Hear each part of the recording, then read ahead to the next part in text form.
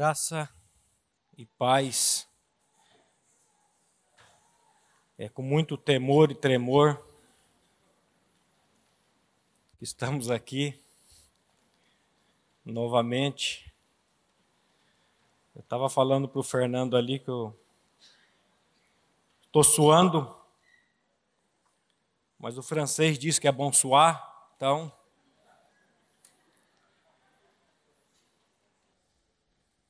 vamos colocar esse momento diante do Pai de toda graça, Deus de toda misericórdia. Pai, esse tempo é teu. Esse tempo pertence a ti, Senhor. Esse tempo não é meu. Pai, a tua palavra diz que o Senhor usa as coisas vis e desprezíveis, as que não são, para confundir as que são. Por isso, usa-me, Pai, para exaltar e glorificar o nome do seu Filho Jesus Cristo, o seu Filho amado. E, Pai, no poder que é dado ao nome de Jesus, onde todo joelho, nos céus, na terra e debaixo da terra, um dia há de se dobrar. Repreende e expulsa toda obra contrária ao teu reino. Salva, Senhor, santifica aqueles a quem tu tens preparado, para a glória do teu nome. É no nome do seu Filho, Jesus Cristo, que nós oramos e agradecemos a ti. Amém. As estratégias de Satanás para a destruição das famílias.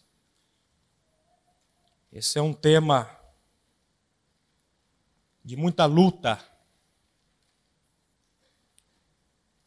Eu nunca sofri para preparar um estudo como esse. Quando você começa a mexer com as coisas espirituais, o inferno se levanta. Essa palavra estratégia, ela tem um termo militar. Ela vem de um termo militar. É uma luta, é um exército que está permeando aqui. Vamos ler juntos 2 Coríntios 11:3. A palavra de Deus diz assim: mas temo que, assim como a serpente enganou a Eva com a sua astúcia, assim também sejam de alguma sorte corrompidos os vossos entendimentos e se apartem da simplicidade que há em Cristo. A primeira instituição constituída por Deus foi a família. Gênesis 2:24 diz: portanto, deixará o homem a seu pai e a sua mãe, e unir-se-á à sua mulher, e serão os dois uma só carne. Essa expressão deixará, portanto, deixará o homem a seu pai e a sua mãe. O Mário e a Cota, eles confeccionaram uma apostila para casais. E uma das lições é falado sobre esse texto. E nós mostramos que esse deixar aqui é um deixar fisicamente, é um deixar emocionalmente e um deixar espiritualmente. E nós mostrando semana passada isso com o grupo, dessa questão de você deixar fisicamente os pais. E uma moça do grupo levantou e disse: isso é verdade. Eu falei: é verdade porque a palavra de Deus diz que é. Ela falou: o meu casamento estava indo por água abaixo. E eu fui conversar com uma psicóloga. E ela me disse que a presença da minha mãe dentro da casa, ela falou: Maurício, a minha mãe nunca deu uma palavra, ela nunca falou absolutamente nada. Se eu corrigisse a minha filha, ela não falava nada. Se eu brigasse com o meu marido, ela não falava nada. Ela não dava palpite algum. Mas a psicóloga diz que a presença dela dentro do lar... Eu falei: mas a palavra de Deus diz isso. O deixar. O pai e a mãe. O homem e a mulher foram formados e criados para viver em comunhão dentro do matrimônio. Os filhos são bem-vindos, são heranças do Senhor, como extensão deste relacionamento. No curso de educação de filhos à maneira de Deus, nós dizemos que existem 2 fatores que têm levado à extinção das famílias. O primeiro deles é você não entender o papel, a importância do relacionamento marido e esposa no contexto da família.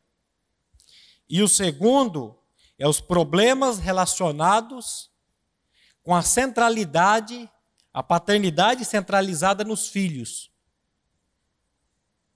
Os problemas da paternidade centralizada nos filhos.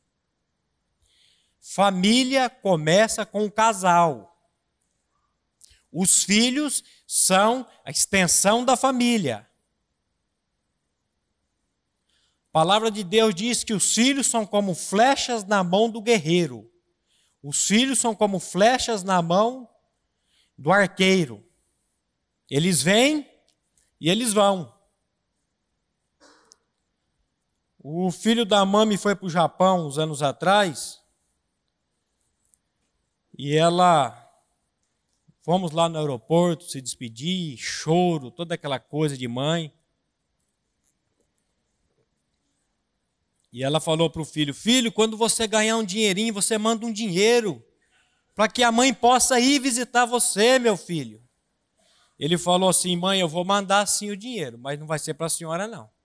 Vai ser para minha namorada. Ela falou, meu Deus, eu fui trocada por uma namorada. Gente, os filhos, eles vêm e eles vão. Família se inicia com o casal. Com o casal. O que tem levado à extinção, a extinção da família é a centralidade em cima dos filhos. Depois os filhos vão e ficam os 2, e aí complica. Você vê que quando os filhos nascem, o casal deixa de viver. É verdade que quando o filho nasce pequeno, você tem que ter ali um cuidado especial. Mas depois que esses filhos vão se desenvolvendo e crescendo, vocês como casal, como casais, vocês precisam voltar à vida. Precisam viajar, precisam ter um dia da semana para sair junto. Famílias que vivem debaixo da vontade e dos propósitos de Deus são famílias estruturadas e, consequentemente, famílias sadias, que geram sociedades sadias. Por essa razão, a família tem sido muito atacada nos dias atuais. O inferno tem se levantado com todas as forças para destruir as famílias. Os ardis do inimigo são muito sutis. É difícil percebê-los, principalmente porque esses ardis estão sempre mascarados de boas coisas. Preste atenção nessas 2 palavras que eu coloquei aqui. Vontade e propósitos de Deus. Famílias que vivem debaixo da vontade e dos propósitos de Deus. Qual foi o alvo? Qual foi a busca de Jesus quando ele esteve nesse mundo? Fazer a sua própria vontade ou fazer a vontade daquele que enviou? Fazer a vontade do Pai. Ele dizia, a minha comida é fazer a vontade daquele que me enviou. O inferno tenta destruir e deturpar. Essa palavra deturpar significa estragar, desfigurar, tornar torpe. Então, o inferno tenta destruir e deturpar, por ser aquilo que veio do coração de Deus, por ser a primícia de Deus. A primeira instituição constituída por Deus foi a família. Por isso o inferno tem se levantado e tem trabalhado dia e noite para a destruição das famílias. Agora, por que ele tem tido êxito? Será que é porque ele tem mais poder que Deus? Claro que não. Deus é infinitamente mais poderoso que Satanás. Infinitamente mais poderoso. Aonde que está o problema, então? Jesus falou assim: vocês erram por não conhecer as Escrituras e nem o poder de Deus. Deus diz lá no Velho Testamento: o meu povo está padecendo por falta de conhecimento. E é conhecimento do quê? Da palavra. Onde está o erro, então? O erro está aqui. Todo o erro está aqui. E os ardis de Satanás, os ardis do inimigo, são muito sutis. Essa palavra ardis significa astúcia, manha, enredo, logro, finura. Falei, mas finura, finura. Ele vem com os ardis dele, ele vem com a astúcia, ele vem com a manha, ele vem com a finura, ele vem com a sutileza. Significa plano utilizado para enganar alguém. Os ardis. Plano utilizado para enganar alguém. Maurício, entre tantos, qual é o principal estratagema? Qual é o principal método? Qual é o principal recurso que Satanás tem usado hoje? Eu creio que um dos principais recursos que ele tem usado hoje chama-se televisão. Televisão. Toda a sujeira do inferno tem sido despejada nos nossos lares por meio essa coisa chamada televisão, esse meio de comunicação chamado televisão. Toda a sujeira do inferno tem sido despejada dentro das nossas casas. A babá eletrônica tem dado aos nossos filhos entretenimento que agrada o inferno. Esses dias eu cheguei cedo numa casa para uma confraternização e os filhos tomando café com a televisão ligada. Eu ainda falei, isso aqui está errado. Já começa cedo. Eu quero que você... Uma das principais coisas que o inimigo tem usado hoje chama-se novelas e filmes.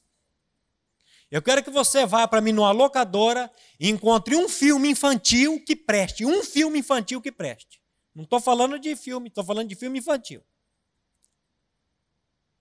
Esses tempos atrás eu peguei um filme chamado Acampamento do Papai, infantil. Muito bonitinho o filme, muito.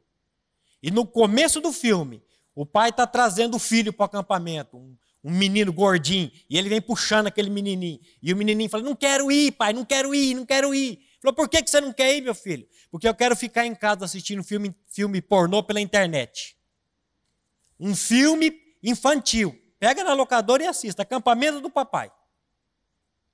Aí o seu filho está assistindo aquele filme que não tem problema nenhum assistir, e ele escuta, ele vê aquele acampamento, ele vê aquela coisa linda, e ele vê o menino dizendo, não quero ir porque eu quero ficar assistindo um filme pornô na internet. Ele fica pensando, filme pornô? O que é esse negócio de filme pornô? Isso deve ser uma coisa muito, muito boa, muito interessante. Então, essa babá eletrônica chamada televisão ela tem invadido os nossos lares. E se não for pela graça e pela misericórdia de Deus, nós não vamos aprender a discernir o precioso do vil. É só Deus que pode dar essa capacidade para nós pais, para discernir as coisas. Nós temos que tomar cuidado, meu querido irmão, para que você não seja, como aquela experiência, cozido como as rãs que foram cozidas. O negócio vai indo, quando você dá fé, o negócio está perdido.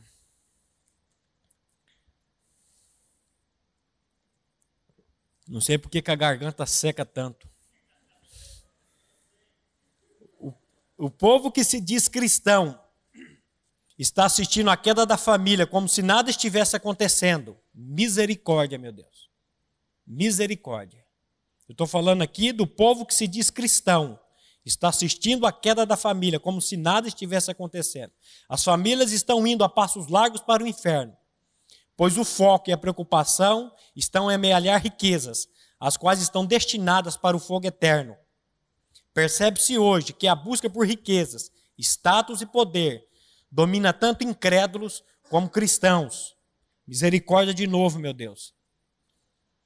Observa-se a terceirização da família, a transferência de responsabilidade. O projeto dessas famílias sempre é pautado por aquilo que você quer dar aos filhos em termos materiais. Porém, isso é muito sutil, porque quando buscamos em primeiro lugar o dinheiro, Deus não está ocupando o lugar que deveria ser dele. Quando nós buscamos em primeiro lugar o dinheiro, eu lembro que o pastor Glênio, no livro Exame de Paternidade, ele fala da história desse, que eu vou ler para vocês aqui. É um pai que fez uma declaração do imposto de renda. E diz assim: o pai moderno, muitas vezes perplexo e angustiado, passa a vida inteira correndo como louco, em busca do futuro, esquecendo-se do agora. Vai vendo se você e eu nos encaixamos em tudo isso aqui. Nesta luta, renuncie o presente. Com prazer e orgulho, a cada ano, preenche sua declaração de bens, o imposto de renda. Cada nova linha crescida foi produzida de muito trabalho, lotes, casas, apartamentos, sítios, casas de praia, automóvel do ano. Tudo isso custou dias, semanas, meses e lutas. Se partir de repente, já cumpriu a sua missão e não vai deixar a sua família desamparada. Esse homem se esquece de que a verdadeira declaração de bens, o valor que efetivamente conta, está na outra página do formulário do imposto de renda.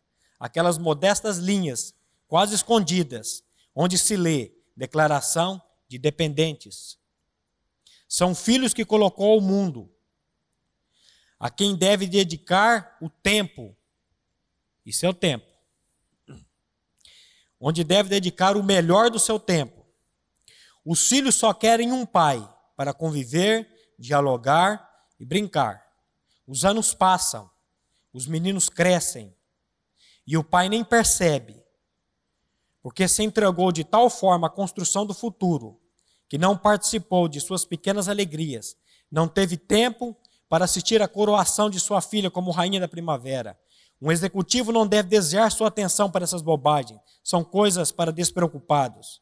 Há filhos órfãos de pais vivos, porque estão entregues. O pai para um lado e a mãe para o outro, e a família desintegrada, sem amor, sem diálogo, sem convivência. Depois de uma dramática experiência pessoal vivida, a mensagem que tenho para dar é: não há tempo. Não há tempo melhor aplicado do que aquele destinado aos filhos. Dos 18 anos de casado, passei 15 anos absorvido por muitas tarefas, envolvidos em várias ocupações, totalmente entregues a um objetivo único e prioritário: construir um futuro para 3 filhos e uma mulher. Isso custou longos afastamentos de casa, viagens, estágios, cursos, plantão do jornal de madrugada, no estúdio de televisão e etc. Uma vida sempre agitada, atormentada e apaixonada na dedicação à profissão, que foi, na verdade, mais importante do que a minha família. Agora estou aqui, como resultado de tanto esforço, construir um futuro, pesadamente. Não sei o que fazer com ele, depois da perda de José Carlos e Mariana. Do que vale tudo que juntei, se esses filhos não estão aqui para aproveitar isso com a gente? Se o resultado de 30 anos de trabalho fosse consumido agora por um incêndio e esses bens todos não restasse nada mais do que cinzas, isso não teria a menor importância, não ia provocar o menor abalo em nossa vida, porque a minha escala de valores mudou e o dinheiro passou a ter peso mínimo e relativo em tudo.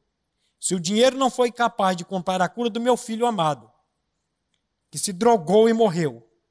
Não foi capaz de evitar a fuga de minha filhinha, que saiu de casa e prostituiu-se. E dela não tem mais notícias. Para que serve? Para que serve ser escravo dele? Eu trocaria explodindo de felicidade todas as linhas da declaração de bens por duas únicas que tive que retirar da relação de dependentes. Os nomes de José Carlos e Mariana. E como doeu retirar essas linhas da declaração de 1986. José Carlos morreu aos 14 anos. E Mariana fugiu um mês antes de completar 15 anos. Gente, o que Jesus diz lá em Mateus 6,33? Buscai, pois, em primeiro lugar, o reino de Deus e a sua justiça, e todas as demais coisas vos serão acrescentadas. O Salmo 37, 25 diz assim, o salmista diz, fui moço e agora estou velho, contudo, nunca vi desamparado o justo, nem a sua descendência mendigar o pão. Se Deus cuida de pardal, que é praga, Ele não vai cuidar de você e de mim? Nós temos um Deus que Ele diz que não cai um fio de cabelo da nossa cabeça sem a permissão dEle. A palavra de Deus diz assim, vede prudentemente como andais, não como nécios, mas como sábios, remindo o tempo, porque os dias são maus. Mas o inferno tem se levantado e tem feito, tem mexido. E eu não estou muito preocupado com o tempo, não.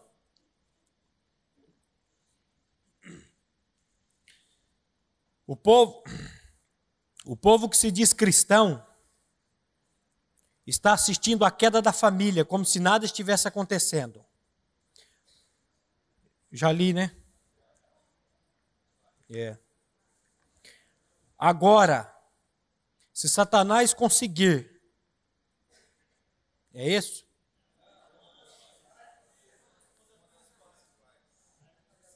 Como, doutor? Uma das principais estratégias de Satanás. Esse aqui aqui foi só uma introdução. Agora nós vamos entrar nas estratégias de Satanás para a destruição das famílias.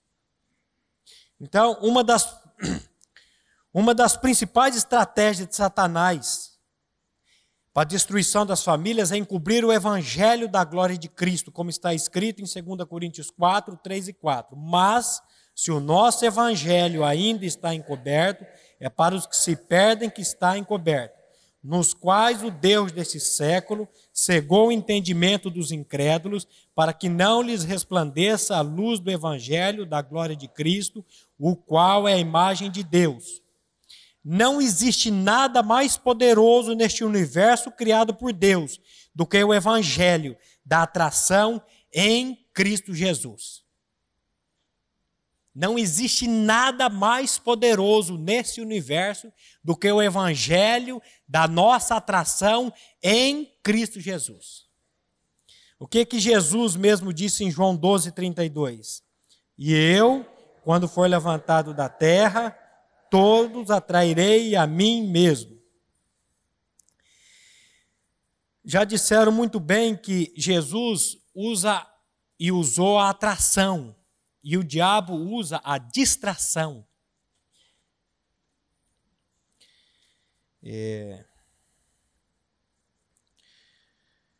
Este fato extraordinário da graça de Deus, manifesto em Cristo Jesus, precisa ser revelado por meio do Santo Espírito de Deus. É necessário crer de todo o coração e mente que, na morte de Cristo, toda a humanidade foi atraída, morta, sepultada e ressuscitada juntamente com Ele. Ele, pois, tão somente quando esta for uma experiência real, é que se pode ser liberto do poder das trevas de Satanás.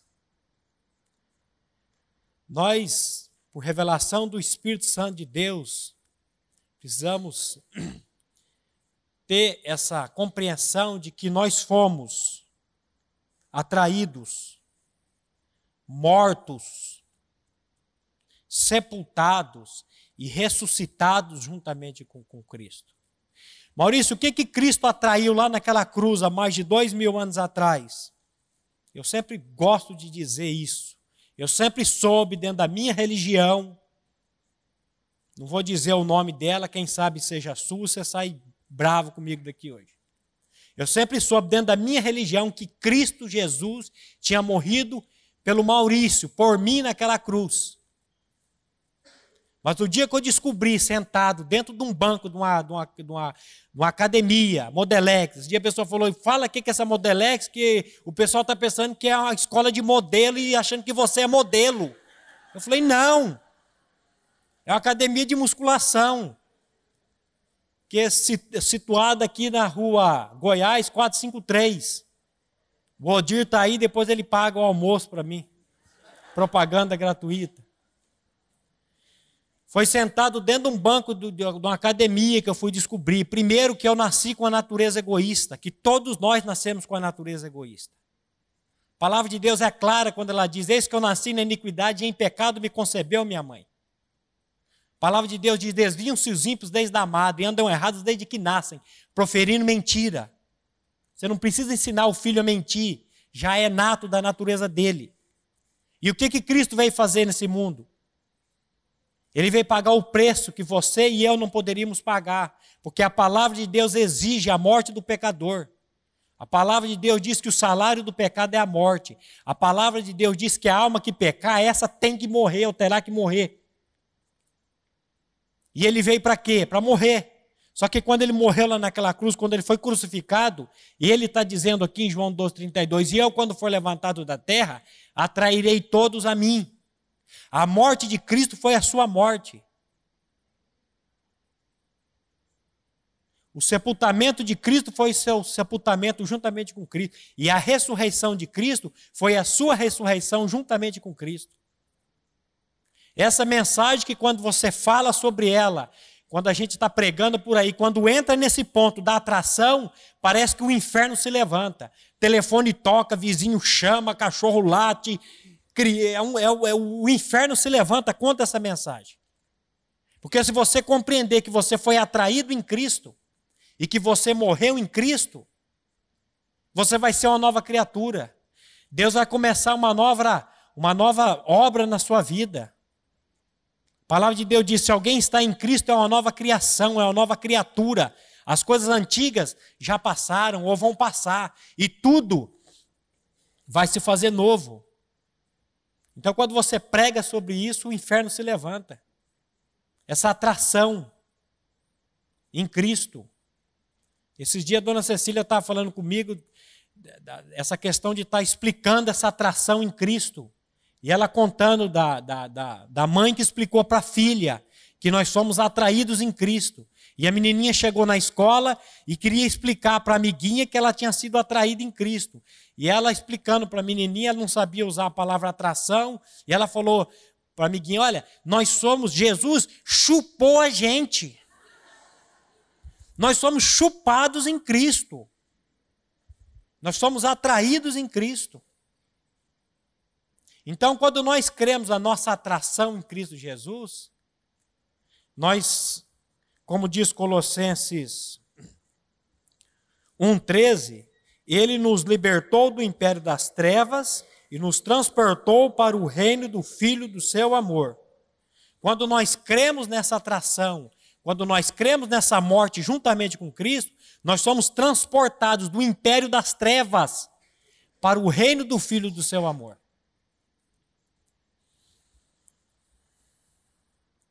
Mas, Maurício, como que se dá isso? Como que é isso? Eu estou evangelizando o pessoal em Cambé e a pessoa, mas eu não entendo como que é isso. Eu falei, é como o vento, ninguém sabe para onde vem e ninguém sabe para onde vai. Nicodemos, quando Jesus foi falar para Nicodemos sobre o novo nascimento, Nicodemos falou, escuta, mas como pode ser isso? Porque as coisas têm que passar pelo crivo do nosso entendimento, pelo crivo da nossa mente.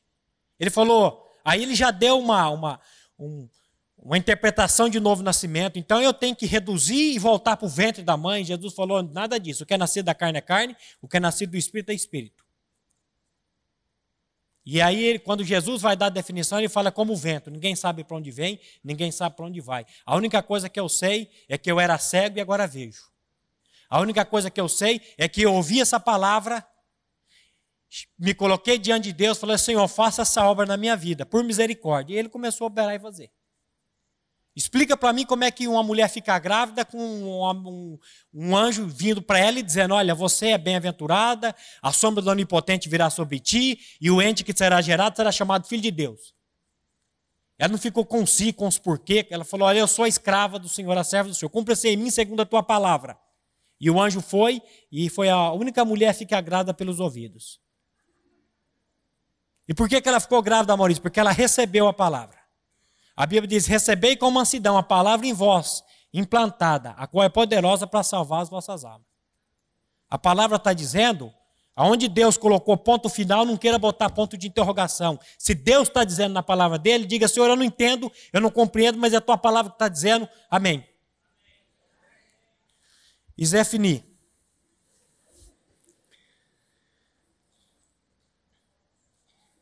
É Deus e somente Deus que faz essa obra em nossas vidas, por intermédio de Cristo Jesus. Maridos,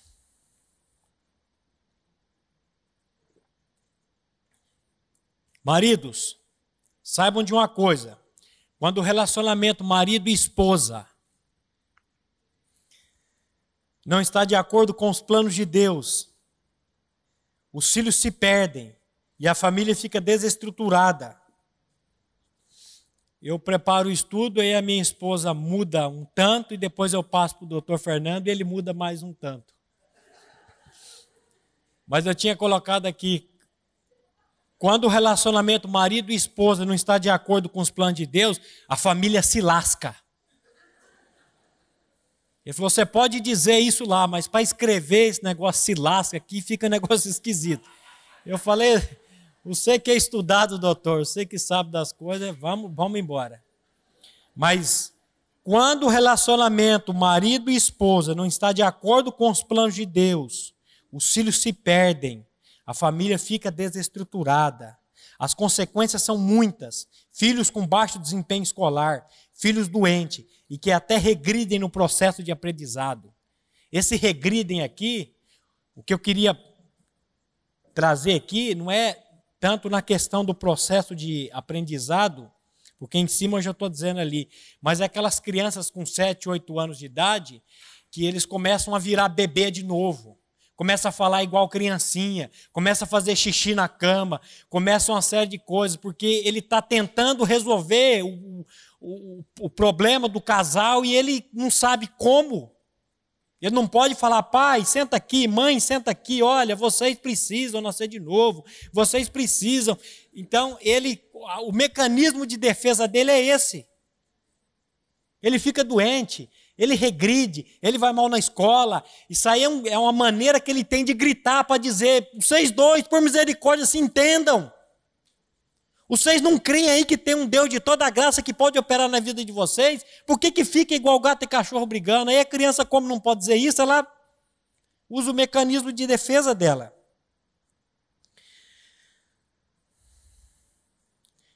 Aliás, esses são inclusive alguns recursos que os filhos valem na tentativa de reconciliar o casal novamente. O maior presente que os pais podem dar a seus filhos é a certeza de que o papai e a mamãe se amam. Aconteça o que acontecer, eles estarão sempre juntos. O maior presente que você como pai, você como mãe pode dar para os seus filhos, não é deixar uma conta bancária gorda para ele, mas é deixar transparecer isso, que o papai e a mamãe se amam, e que aconteça o que acontecer, eles vão estar sempre juntos. Tem uns pais retardados, uns pais idiotas, que chegam para os filhos e falam assim, se o pai e a mãe separar, você vai ficar com o pai ou você vai ficar com a mãe? Eu costumo dizer que isso aí é um retardamento mental do pai falar um negócio desse para o filho. Começa a colocar um medo, começa a colocar uma coisa na vida da criança que muitas vezes não existe. Então o maior presente que você pode deixar é isso. É que vocês se amam e a palavra de Deus diz que nós temos um trono de graça, que nós temos acesso. Vocês estão mostrando que falta bastante, né? Ah, eu cortei um pedaço? É verdade. Não falei aqui, ó. Agora, se Satanás conseguir manter as pessoas na ignorância quanto a esse tão importante fato, ele não precisará fazer absolutamente mais nada, pois a ignorância quanto à obra sobrenatural da redenção em Cristo, eu já estava pulando lá para o final, é a emoção. Quanto à obra sobrenatural da redenção em Cristo, já é o suficiente para destruir todo ser humano e, consequentemente, suas famílias. Por isso que Paulo está dizendo lá, eu temo que assim como a serpente enganou a Eva com a sua astúcia, de alguma maneira sejam corrompidos os vossos entendimentos e vocês se apartem da simplicidade e pureza devida a Cristo. Então, se o inimigo conseguir manter as pessoas na ignorância sobre esse tão importante fato, ele vai destruir você e, consequentemente, a família vai embora também. É dever urgente dos pais que têm essa revelação, pregar a Cristo crucificado para a sua família. A palavra de Deus é clara em dizer em 1 Timóteo 5,8, ora, se alguém não tem cuidado dos seus, e especialmente dos da própria casa, tem negado a fé e é pior do que o incrédulo. Pesado, pesado, mas é a palavra de Deus. Esse texto ele é muito pesado. Ora, se alguém não tem cuidado dos seus, especialmente da sua própria casa, tem negado a fé e é pior do que incrédulo. Meu Deus, misericórdia. Misericórdia. É verdade que só um crucificado pode pregar a Cristo crucificado. Só um reconciliado pode reconciliar. O que diz 2 Coríntios 5, 18 e 19? Ora, tudo provém de Deus que nos reconciliou consigo mesmo por meio de Cristo e nos deu o ministério da reconciliação, a saber, que Deus estava em Cristo reconciliando consigo o mundo, não imputando aos homens as suas transgressões, e nos confiou a palavra da reconciliação. O maior presente que um pai pode deixar para o seu filho é a certeza que ele vai adentrar no reino de Deus, não pelos seus próprios méritos, mas pela graça de Deus, na pessoa de Cristo. Os filhos precisam ouvir isso. Os filhos precisam ouvir essa mensagem da boca de seus pais. E esse trabalho é do pai. Ele que é o profeta, o sacerdote do lar. Esse texto, ele é um texto que é um dos primeiros textos que nós tratamos na primeira lição do curso de educação de filhos. Eu tenho ouvido pessoas dizer assim, esse curso de educação de filhos aí, a maneira de Deus, esse curso de educação de filhos aí, ele é muito legalista. Esse curso de educação de filhos aí, tem muita lei. Eu quero dizer para você que está dizendo isso o seguinte, que primeira coisa não é esse curso de educação de filhos, mas é o curso de educação de filhos à maneira de Deus. Essa primeira lição ela tem 39 versículos bíblicos. É uma apostila pautada em cima da palavra de Deus, que antes de ser passada para vocês, foi passada para os pastores. O pastor Glênio viu essa apostila, olhou o conteúdo e foi aprovada. A palavra de Deus, o ensino da palavra de Deus pode se tornar lei, pode se tornar legalismo também na vida da pessoa.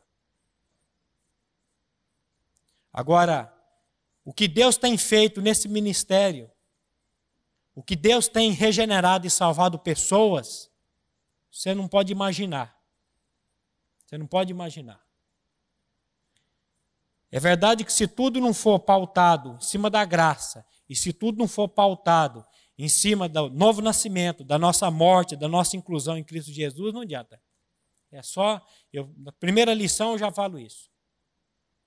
Eu falo para o pessoal, olha, se esse curso não levar vocês a comprar uma Bíblia, estudar a palavra de Deus, na minha opinião, não valeu absolutamente nada. Não valeu nada. Porque nós temos que estar pautados em cima da palavra de Deus. Agora eu não sei onde eu estou de novo.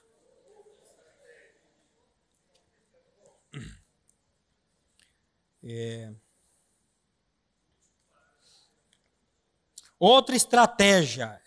E esse versículo de 1 Coríntios, ele é interessante, porque a palavra diz assim, que Deus, primeiro, Deus nos reconcilia, primeiro somos reconciliados por Deus por meio de Cristo, depois recebemos o ministério da reconciliação, e agora eu, como pai, posso reconciliar o meu filho com Deus, as minhas filhas com Deus. Eu tenho só um reconciliado, só um crucificado pode pregar a Cristo crucificado. Eu tenho isso de Deus. Eu tenho isso de Deus. Ele derrama. A palavra de Deus diz que o amor de Deus ele é derramado em nossos corações pelo Espírito Santo que nos foi dado. Outra estratégia que o inimigo tem utilizado nos nossos dias é a desvalorização do papel da mulher, estabelecido pela sabedoria e presença de Deus. Ele providenciou para os homens uma auxiliadora para ajudá-los nesse tão importante papel de liderar a família para a glória de Deus. Gênesis 2,18. Diz o Senhor Deus, não é bom que o homem esteja só, far-lhe-ei uma ajudadora que lhe seja idônea. Você costuma com a versão na cabeça e você fala ajudadora em vez de falar auxiliadora. Infelizmente, muitos maridos entendem erroneamente que Deus teria criado a mulher mudaram tudo aqui também, era mais um pouco pesado que está aqui. Infelizmente, muitos maridos entendem erroneamente que Deus teria criado a mulher para ser o capacho do homem, para ser escrava, subserviente. Adivinha quem colocou essa palavra subserviente aí? Para ser aquela que atende somente às suas necessidades sexuais, auxiliados por esse machismo que vem do mais profundo inferno. Eles não tratam as esposas como deveriam tratar, ou seja, como o vaso mais frágil. Por essa razão, sofrem as consequências de sua insensatez. Eu quero dizer uma coisa aqui para os homens, para os maridos. Você sabe por que as suas orações não são respondidas? Ou melhor, por que as suas orações são impedidas? 1 Pedro 3,7 diz assim, igualmente vós maridos, coabitai com elas, com entendimento, dando honra à mulher, como vaso mais frágil, mais fraco, como sendo vós co-herdeiros da graça, da vida, para que não sejam impedidas as vossas orações. Você sabe por que a sua oração e as minhas orações muitas vezes não estão sendo respondidas por Deus? Porque nós não temos tratado as nossas esposas como vaso mais frágil. Mas temos tratado como isso que eu estou dizendo aí.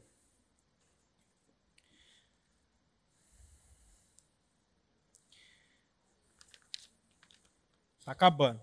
Maridos, saibam de uma coisa. Quando o relacionamento marido e esposa não está de acordo com os planos de Deus, os filhos se perdem, a família fica desestruturada. As consequências são muitas. Filhos com baixo desempenho escolar, filhos doentes, que até regridem no processo de aprendizado. Aliás, esses são inclusive alguns recursos que os filhos se valem na tentativa de reconciliar o casal novamente. O maior presente que os pais podem dar aos seus filhos é a certeza que o papai e a mamãe se amam. E aconteça o que acontecer, sempre estarão juntos. Depois os recursos aí da comunicação arruma. Todo cristão precisa urgentemente se equipar com a armadura de Deus. O inimigo conhece bem as dificuldades e os pontos fracos de cada um e sabe como atacá-los como ninguém. A palavra de Deus é clara em dizer que todo cristão não deve ignorar seus ardis, que precisa equipar-se com toda a armadura de Deus. Efésios 6,11 diz, revesti-vos de toda a armadura de Deus, para que possais estar firmes contra as astutas ciladas do diabo. E o 6,16, tomando sobretudo o escudo da fé, com o qual podereis apagar todos os dardos inflamados do maligno. Paulo também nos ensina em 2 Coríntios 2,11, para que Satanás não alcance vantagem sobre nós, pois não lhe ignoramos os desígnios. O inimigo tem seus estratagemas, suas sutilezas, suas artimanhas para enredar e manter o homem debaixo da sua mão opressora. Por isso, é necessário que todo crente esteja vestido adequadamente para enfrentar a batalha e permanecer inabalável nos dias maus. Mas o problema hoje de muitos cristãos é que eles não têm consciência que existe essa luta espiritual, essa guerra espiritual. Nós começamos a tratar já alguns sábados na Modelex sobre essa questão do revestir de toda a armadura de Deus.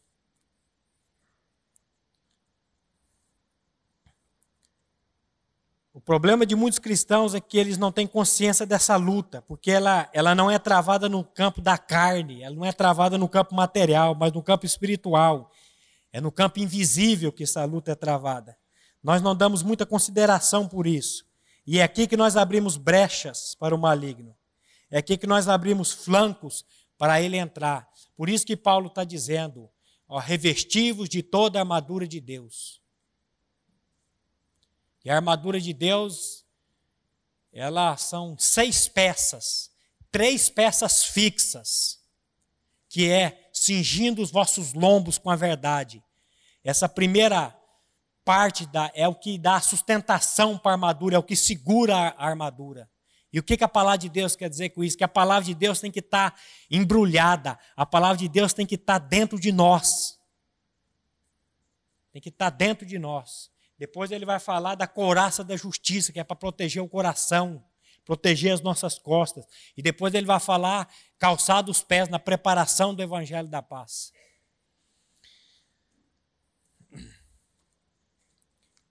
Jesus foi enfático ao dizer, em João 14,30, já não falarei muito convosco, pois se aproxima o príncipe deste mundo, ele nada tem em mim. Com a aproximação de Satanás, Jesus não disse que não tinha nada a ver com ele, o que seria uma resposta verdadeira, mas ele diz, ele nada tem em mim, sem sombra de dúvidas. Isso está escrito para o nosso ensino. Então a pergunta que deve ser feita é, o que o príncipe deste mundo tem em mim? Se ele tem algo em mim, é porque permiti que ele colocasse em minha vida. Talvez por ser um crente morno, misturado com o mundo, e não estar equipado com toda a armadura de Deus, podemos estar sofrendo os ataques de Satanás, por termos nos conformado com este mundo.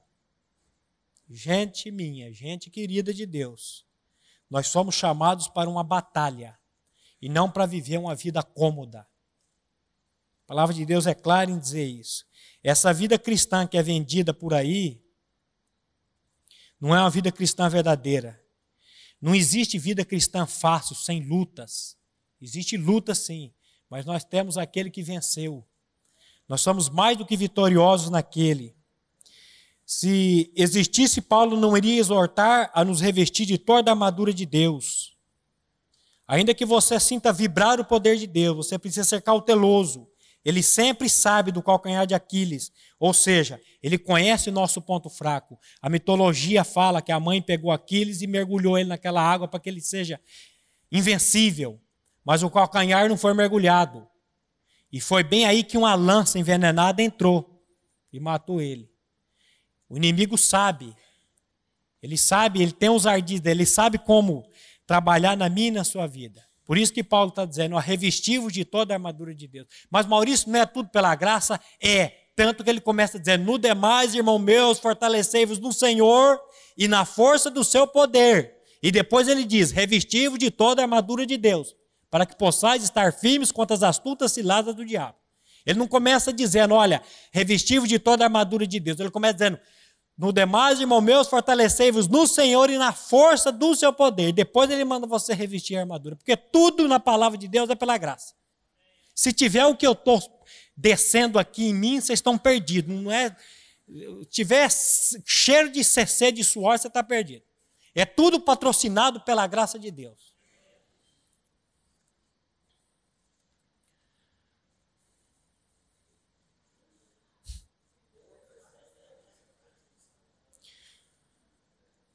Outra estratégia de Satanás para com o seu povo é atacar a mente.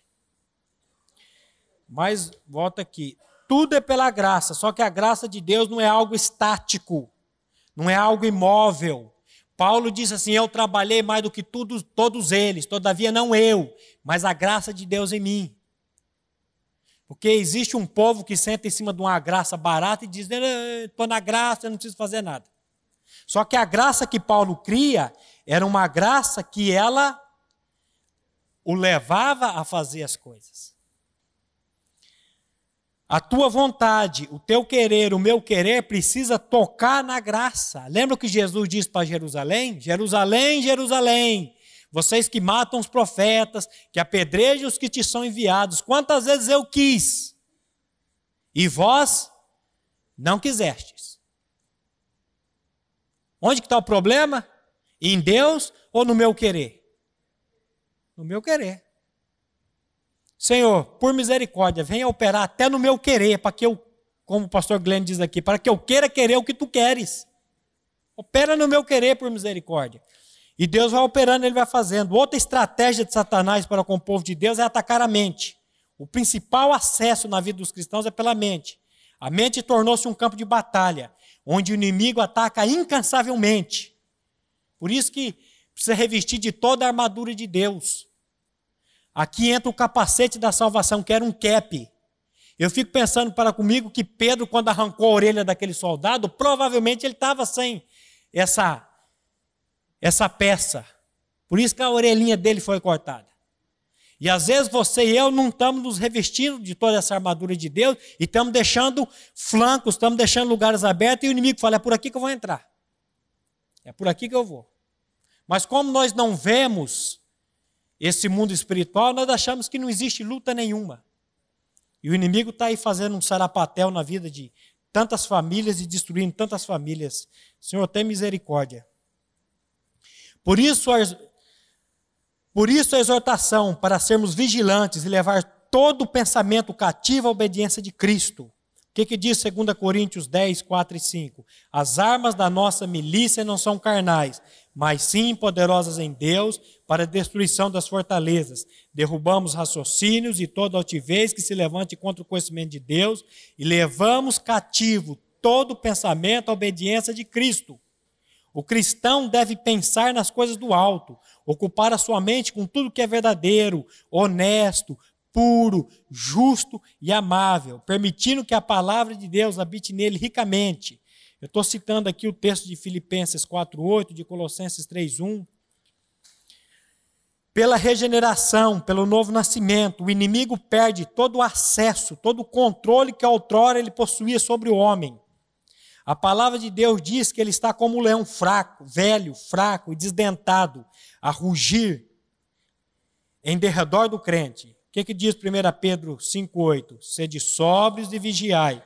O vosso adversário, o diabo, anda em derredor, rugindo como leão, buscando a quem possa tragar. Depois ele vai dizer, resisti-lhe firme na fé. A Bíblia não diz que você tem que ter medo do diabo. A Bíblia diz que você tem que fugir de muitas coisas, mas do diabo ele diz, resistir ao diabo, e ele que vai fugir de você. É ele que tem que fugir de você. E nós temos autoridade no nome de Jesus para botar esse bicho para correr. Porque ele é um leão velho desdentado. Ele fica ali só rugindo, ele não pode mais. Mas aí ele quer mostrar para você que ele tem todo o poder. Ele tem todo o poder que Deus deu a ele. Mais nada. O cristão não deve nem valorizar nem subestimar o inimigo, mas deve colocar em seu devido lugar, ou seja, debaixo dos pés de Jesus Cristo Salvador. Se eu estivesse numa igreja pentecostal aqui, o povo ia dizer, glória a Deus, aleluia. O cristão não deve valorizar nem subestimar o inimigo, mas deve colocar em seu devido lugar, ou seja, debaixo dos pés de Jesus Cristo Salvador.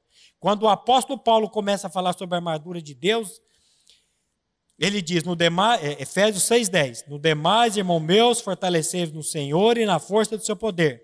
Somente quando o crente está fortalecido no Senhor e na força do seu poder, é que ele pode ser mais do que vitorioso, porque sem ele, nada se pode fazer. Jesus foi muito claro quando ele disse isso lá em João 15,5. Sem mim, nada podeis fazer. A maior necessidade do cristão hoje é andar na presença de Deus. É não ser um crente morno. É colocar Deus em primazia em sua vida. é render-se diante dele e dizer: Pai, eu preciso de ti, sonda-me, conhece o meu coração. É ficar o tempo todo em sua presença para realmente sair vitorioso contra as astutas ciladas do inimigo, para conseguir ser o bom perfume de Cristo e ter uma família equilibrada que glorifique a Deus. Não se deve permitir ser menos do que a graça de Deus. Não se deve permitir ser menos do que a graça de mudar tudo de novo aqui. Se permitir ser menos do que a graça de Deus pode fazer na sua vida e na vida de suas famílias. Pelo poder de Deus, fomos desarraigados desse mundo tenebroso. O trabalho de Satanás é fazer o crente conformar-se com este mundo e, dessa maneira, fazê-lo perder a batalha. Por isso a exortação em Romanos 12:2. E não vos conformeis com este mundo, mas transformai-vos pela renovação do vosso entendimento, para que experimenteis qual seja a boa, agradável e perfeita vontade de Deus. Que o nosso Deus e Pai possa abrir os olhos do nosso entendimento para reconhecermos as astutas ciladas de Satanás, sermos pessoas saradas, para poder sarar nossas famílias e viver não olhando para trás, mas para o alvo da nossa vida, a bendita pessoa de seu Filho Jesus Cristo. A Ele, e somente a Ele, seja a glória para todo sempre. Amém.